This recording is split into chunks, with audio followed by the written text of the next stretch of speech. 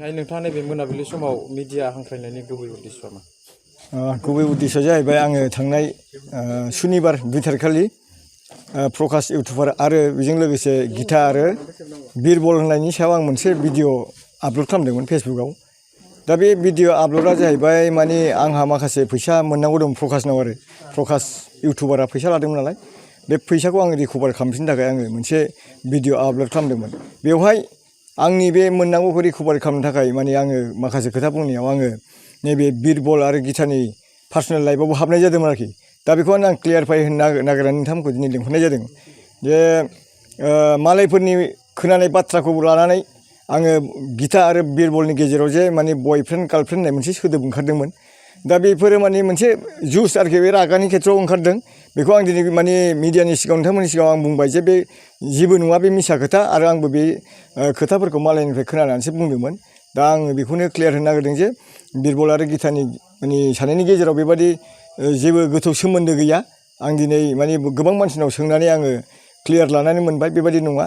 दा मानसिफोर रिउमार खालामनायखायसो बे खोथाया ओंखारदों आरोखि। आरो बेजों लोगोसे आं दा जायफोरनाखि मानसिफ्रा बिथांमोनखौ बुंदों, 2-3सो मानसिफ्रा मुं सुदों, बिथांमोनखौबो आं बुंगोन जे माने बिथांमोनहा बेबादि नङा आरो फैबाय थानाय समाव बेबादि मुं सोनाया थिग नङा होननानै आं बेखिनिखौनो नोंथांमोननि सिगाङाव आं बुंबाय आरो। दा आं बुंदों दिनै मिडियानि थ्रुयै जायफोरनाखि बिथांमोना बिथांमोननि गाज्रि मोनसे भाइराल माने वार्डस बा गाज्रि भिडिअ माने बिसोरखौ भाइराल खालामनाय भिडिअ ओंखारदों होननानै जदे मदे शेयार खालामनाया थिग नङा।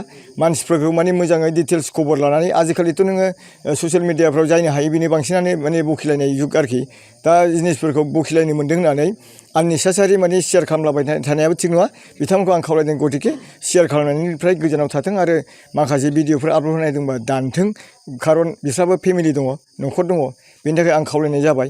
आरो बेजों लोगोसे दिनै प्रकाश इउटुबारजों आंजों माखासे माने थरखा बिथरखौ जादों।